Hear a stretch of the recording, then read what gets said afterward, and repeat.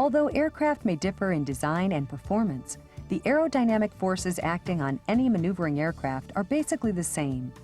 An understanding of the aerodynamics of maneuvering flight will help you develop the skill to perform precise maneuvers while operating your airplane within its design limitations.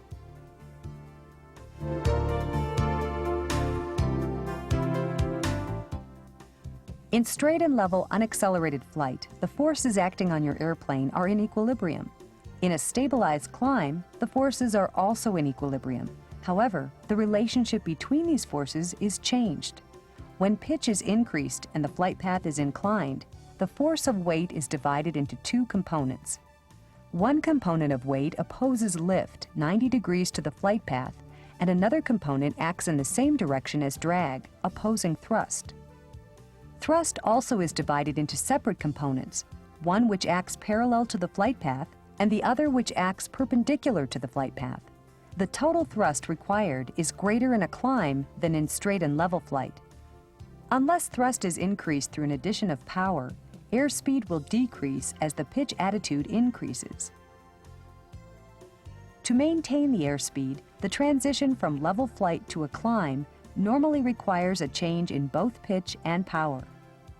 Once pitch attitude is established and power is properly set, the airspeed and rate of climb will stabilize.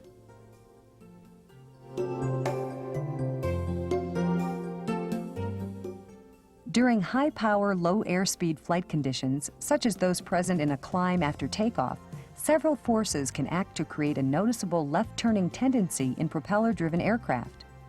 One of the forces, known as torque, is simply Newton's third law at work. For every action, there is an equal and opposite reaction. The force required to spin a propeller clockwise, as viewed from the cockpit, acts on the rest of the airframe as a force in the opposite direction. In other words, the airframe will rotate counterclockwise or to the left about the longitudinal axis. Gyroscopic precession also causes a left-turning tendency. The aircraft's propeller exhibits the same characteristics as a gyroscope: rigidity in space and precession. Precession produces a left-turning tendency and is most noticeable when the nose is pitched down, such as when a conventional gear aircraft raises its tail wheel during the takeoff roll. As the nose of the aircraft pitches down, a force is applied to the top of the propeller arc. This results in a force exerted 90 degrees in the direction of the propeller's rotation and causes the aircraft to yaw to the left. Another left-turning tendency, known as asymmetrical thrust, or P factor, is most pronounced when the engine is operating at a high power setting and the airplane is flown at a high angle of attack. When the propeller's plane of rotation is perpendicular to the relative wind, the ascending and descending propeller blades have equal angles of attack and produce equal amounts of thrust. As the airplane pitches to a high angle of attack, the descending blade of the propeller has a higher angle of attack than the ascending blade.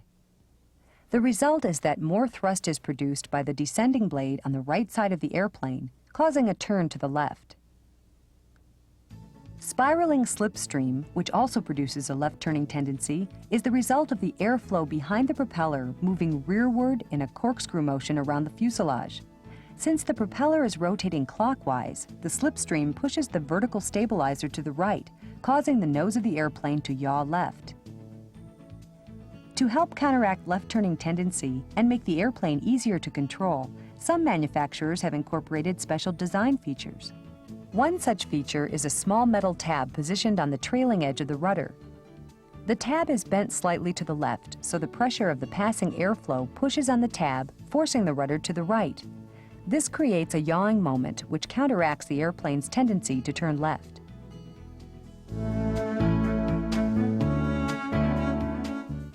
In stabilized descending flight, like a stabilized climb, the aerodynamic forces acting on the airplane are in equilibrium.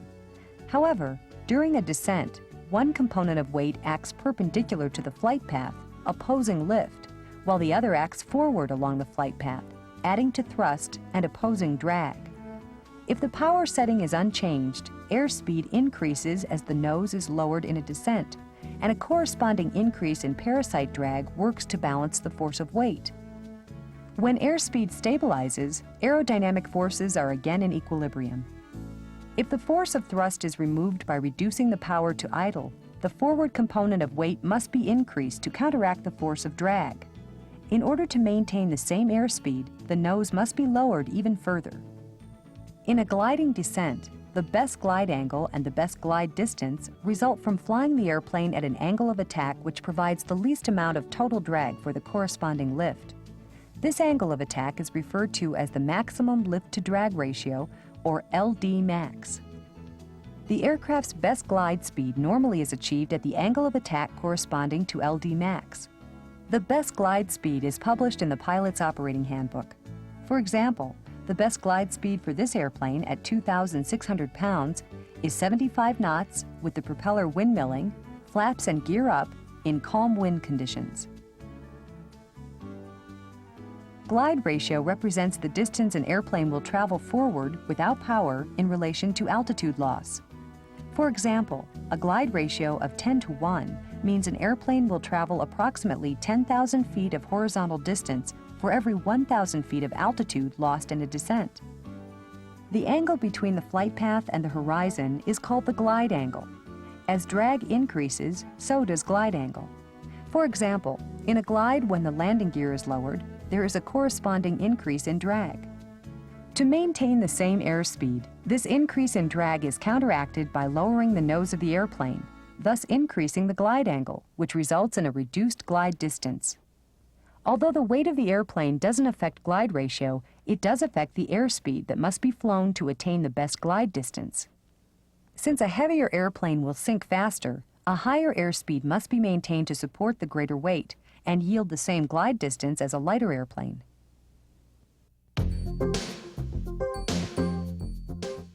Turning flight introduces new concepts with respect to the aerodynamic forces acting on the airplane. In a bank, total lift is divided into two components. One acts vertically to oppose weight, and the other acts horizontally to move the airplane in the direction of the turn. Since the vertical component of lift is reduced in a turn, to maintain altitude, you must apply back pressure on the yoke to increase the angle of attack until the vertical components of lift and weight are again equal. The horizontal component of lift creates centripetal force, which acts toward the center of rotation. During the turn, this center-seeking force works to oppose inertia, which is the tendency of the airplane to continue in a straight line. As the airplane enters a turn, the aileron on the inside of the turn is raised, and the aileron on the outside of the turn is lowered. The lowered aileron increases the angle of attack and produces more lift for that wing. Since induced drag is a byproduct of lift, the outside wing also produces more drag. This increase in drag causes a yawing tendency toward the outside of the turn known as adverse yaw. When you enter a turn, you should depress the rudder in the same direction of the turn to help compensate for adverse yaw. Once you are established in the turn, you may neutralize the ailerons to prevent further roll. Since the cause of adverse yaw is removed, rudder pressure also can be relaxed. When you roll out of the turn, you should apply coordinated aileron and rudder pressure in the opposite direction of the turn to return to a wings level attitude. During a turn, the outside wing travels faster than the inside wing and creates more lift, which may cause the airplane to continue rolling beyond the desired bank angle. You can correct this overbanking tendency by applying a small amount of aileron in the opposite direction of the turn. Two terms which are used to define the performance of an airplane in turning flight are rate of turn and radius of turn. Rate of turn is the amount of time for an airplane to turn a specified number of degrees. Every aircraft will turn at the same rate when flown at the same airspeed and angle of bank. If airspeed is increased and the angle of bank remains the same, the rate of turn will decrease. Conversely, a constant airspeed with an increased angle of bank will result in a faster rate of turn. The radius of turn, or the distance an aircraft must be flown to complete a turn, is also dependent on airspeed and angle of bank. For example, when airspeed is increased and the angle of bank remains the same, the radius of turn increases. However, if the airspeed remains the same and angle of bank is increased, the radius of turn is smaller.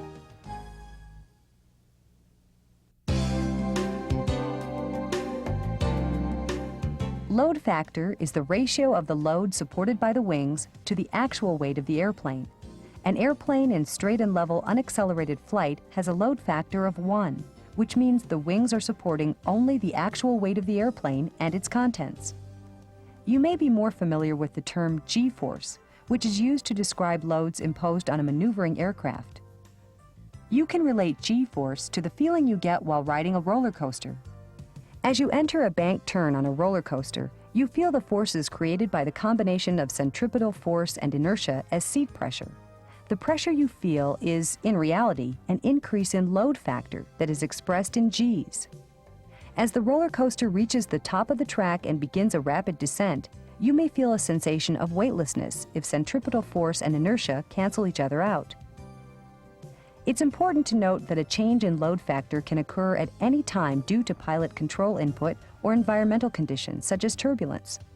The amount of stress which an airplane can withstand before structural damage or failure occurs is called the limit load factor. Most general aviation aircraft are certificated in one of 3 categories: normal, utility, or acrobatic. Many general aviation airplanes are certificated in the normal category, with a limit load factor of 3.8 positive Gs and 1.52 negative Gs, which is sufficient for basic training maneuvers. Airplanes which are certificated in the utility category have a limit load factor of 4.4 positive Gs and 1.76 negative Gs. Acrobatic airplanes are even less restricted, with a limit load factor of 6 positive Gs and 3 negative Gs. Regardless of the category, it's very important to adhere to proper loading techniques and always fly within the limits listed in the pilot's operating handbook. Another way to avoid possible damage to your airplane by excess loads is to observe the design maneuvering airspeed, or VA. Related to stall speed, this is the maximum speed at which you can use full or abrupt control movements without overstressing the airframe. VA is normally not marked on the airspeed indicator since it varies with total weight. Maneuvering speed decreases with a decrease in weight because an airplane operating at a lighter weight is subject to more rapid acceleration from gusts and turbulence. If G loading increases while operating below maneuvering speed, your airplane will stall before the limit load factor is exceeded, thus avoiding potential damage to the airplane. Understanding the forces acting on your airplane will improve your ability to perform more complex maneuvers with greater accuracy and safety as you progress through your flight training.